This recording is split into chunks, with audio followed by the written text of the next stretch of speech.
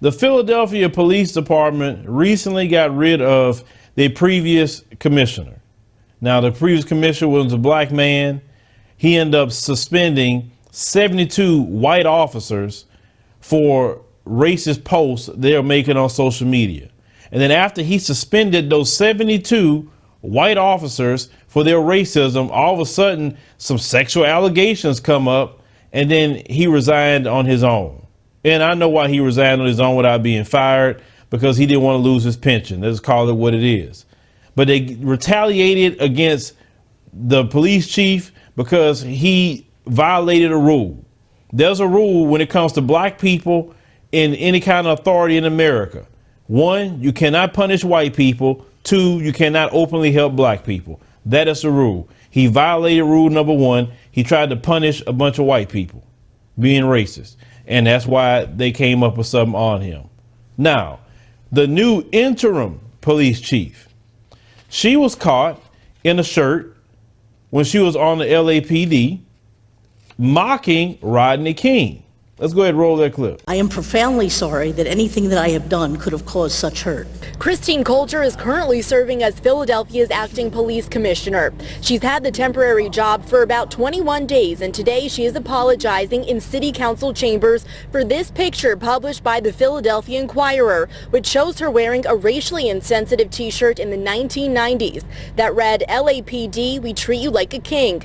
The shirt refers to Rodney King, an African-American man who was severely beaten by 4 white Los Angeles police officers in 1991.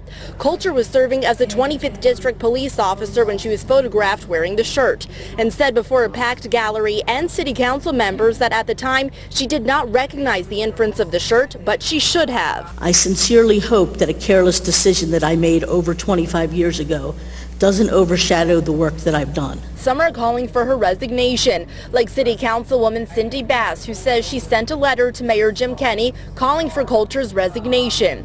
She read excerpts of that letter out loud today, receiving an applause from some members of the gallery. It is my opinion it is inconceivable that she was unaware that the T-shirt referenced the widely publicized brutal beating of a citizen. So you trade the brother for a race soldier, basically. And she's in that position. It lets you know what she think about black people. Now, it may be some people may be younger than, me, of course, and may say, well, who is Rodney King? It's just a brief little story. Rodney King was a brother back in the early 90s, like 91-ish, around that time period.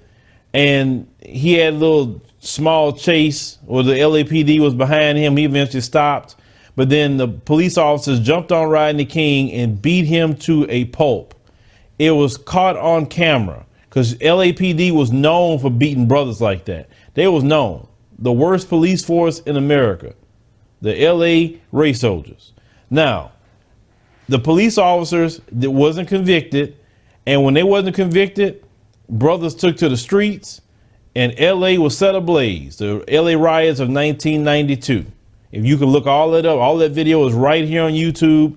You could check it out. Brothers was not playing what happened at that time period to Rodney King. Now, Rodney King has passed, and, rest in peace, Rodney, for sure. But she was mocking Rodney King, a man that was terrorized by race soldiers, beaten, constantly kicked. They were beating him with nightsticks, calling him the N-word. That's what happened to our brother Rodney King. And she gonna say in her shirt, they treat you like a king. That woman needs to be gone immediately. It is not safe for the black citizens of Philadelphia. And last time I checked, I think, about 51% black? So for half of the city, it's not safe to have her on the police department. And the race soldiers on the Philadelphia Police Department are always doing something. People filming them all the time. They need to have 51% of the police force be black men and women. That's what it needs to be. So those brothers and sisters go engage black people. Because anytime you have the race soldiers engaging us, it never end up well. Never. Why don't you go police your communities? Do that. There's a lot of opioids that you can go pick up. There's a lot of addicts all over the place in your community. Why you always messing with black people? Oh, I know, because they can be strung out on opioids all day long. You had no issues with that. That's fine, but you're trying to put black people in prison. So this race soldier is dangerous. You need to be at City Hall.